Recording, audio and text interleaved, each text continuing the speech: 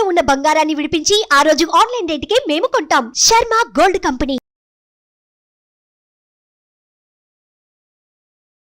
నమస్కారం. సుమన్ టీవీ ప్రేక్షకులకు శ్రీ క్రోధినామ సంవత్సర ఉగాది శుభాకాంక్షలు.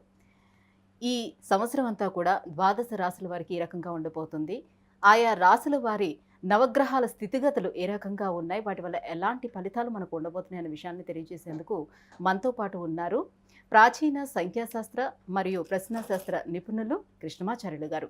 గురుగారు నమస్కారం అండి. జై వీరబ్రహ్మ జై గోవిందబాంబజీ. నమస్కారం. గురుగారు, ఈ క్రోధినామ సంవత్సరం తులారాశి వారికి ఎలా ఉండబోతుంది, గవ్వల శాస్త్రం ప్రకారం వారి గ్రహ స్థితిగతులు ఎలా ఉన్నాయి, ఏం తెలియజేస్తుంది? శివాయ బ్రహ్మణే నమ, వీరబ్రహ్మేంద్ర స్వామినే నమో నమ. జై వీరబ్రహ్మ జై గోవిందబాంబజీ. తులారాశి వారికి ఆదాయం 2, వ్యయం 8, రాజ్యపూజ్యం 1, అవమానం 5గా ఉంది. ఒకవైపు ఏమో పంచమ స్థానంలో శని భగవానుడి సంచార స్థితి.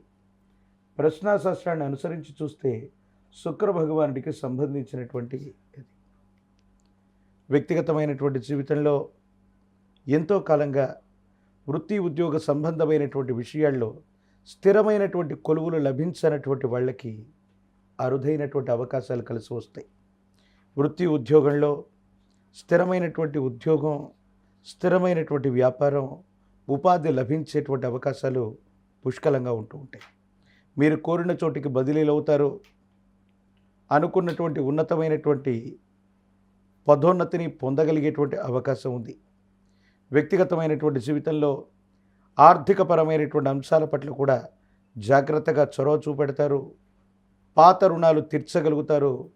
కొత్త రుణాలు లేదా స్థిర చరాస్తుల కోసం మళ్ళీ ఆర్థికపరమైనటువంటి అంశాలు, ఆర్థికపరమైనటువంటి సంస్థల నుండి రుణం తీసుకునేటువంటి అవకాశం కనపడుతుంది.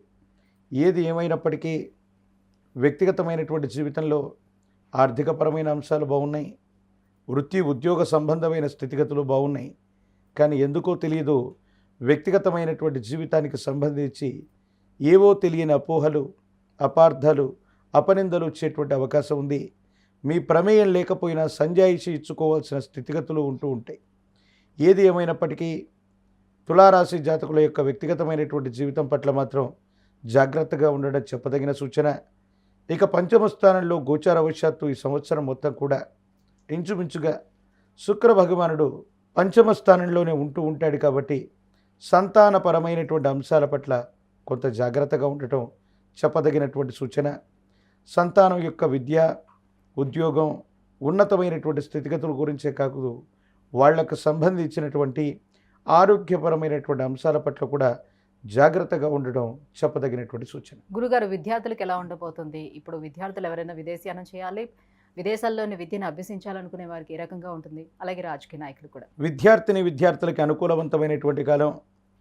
ఏకాగ్రతతో కూడినటువంటి చిత్తంతో వాళ్ళు మంచి ఉత్తీర్ణతని, ప్రథమ శ్రేణిలో ఉత్తీర్ణతను పొందడానికి అవకాశం ఉన్నటువంటి పరిస్థితి. ఇక రాజకీయపరమైనటువంటి రంగంలో ఉన్నటువంటి వాళ్ళకి ఇక అదృష్టం కలిసి రాకపోవటమో లేదా అదృష్టానికి దగ్గరగా జాతకం నడిచిన అనుకున్నవి జరగట్లేదన్నటువంటి మార్పులు మాత్రం కొంత మిమ్మల్ని ఇబ్బంది పెట్టేటువంటి అవకాశం ఉంది.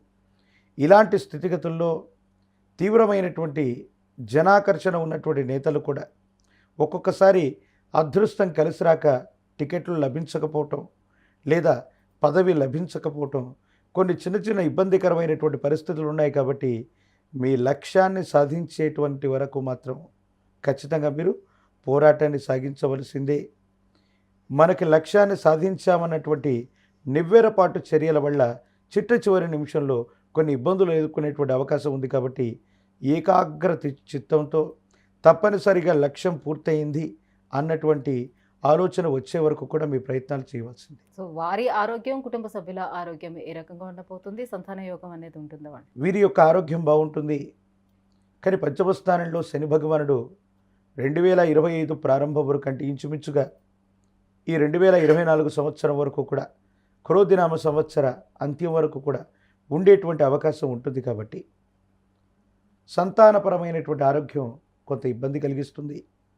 సంతానం లేనటువంటి వాళ్ళు కొంత ఆలస్యమయ్యేటువంటి అవకాశం ఉంది. ఈ పరిస్థితుల్లో ఉన్నటువంటి నేపథ్యంలో పిల్లల యొక్క వ్యక్తిగతమైనటువంటి ఆరోగ్యపరమైన అంశాలు, వారికి సంబంధించినటువంటి విద్య, భవిష్యత్తు వీటి గురించి కూడా ఎక్కువగా జాగ్రత్త తీసుకోవడం చెప్పదగిన సూచన. ఇంకా ఎటువంటి పరిహారాలను పాటించుకోవాలి, ఏ దైవారాధన చేసుకోవాలి వీళ్ళు? ప్రశస్తవంతంగా మహాకాలభైరవుడు, కాలభైరవ స్వామి వారి యొక్క రక్షణ మెళ్ళో ధరించిన కాలభైరవ స్వామి వారి యొక్క ఆలయ ప్రాంగణానికి వెళ్ళి నువ్వుల నూనెతో దీపారాధన చేసిన నువ్వుల నూనెను గనక కాలభైరవ స్వామి వారి యొక్క ఆలయ ప్రాంగణంలో దీపారాధన చేసుకోవడానికి వదిలిపెట్టి వచ్చిన యోగదాయకమైనటువంటి పరిస్థితులు వస్తాయి. ప్రత్యేకించి శ్రీకాళహస్తీశ్వర క్షేత్రంలోని జ్ఞానప్రసూనాంబ సమేత కాళహస్తీశ్వర స్వాముల వారిని దర్శనం చేసుకుంటే సంతానపరమైనటువంటి విషయాల్లో ఉన్న రుగ్మతలు, ఇబ్బందులు, ఆరోగ్యపరమైన అంశాలు ఇవన్నీ కూడా చక్కగా ఉంటాయి.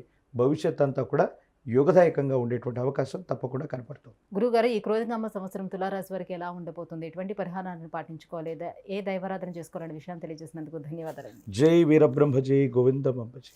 సుమన్ టీవీలో మీ పర్సనల్ అండ్ బిజినెస్ ప్రమోషన్స్ కోసం కింది నెంబర్కి కాంటాక్ట్ చేయండి.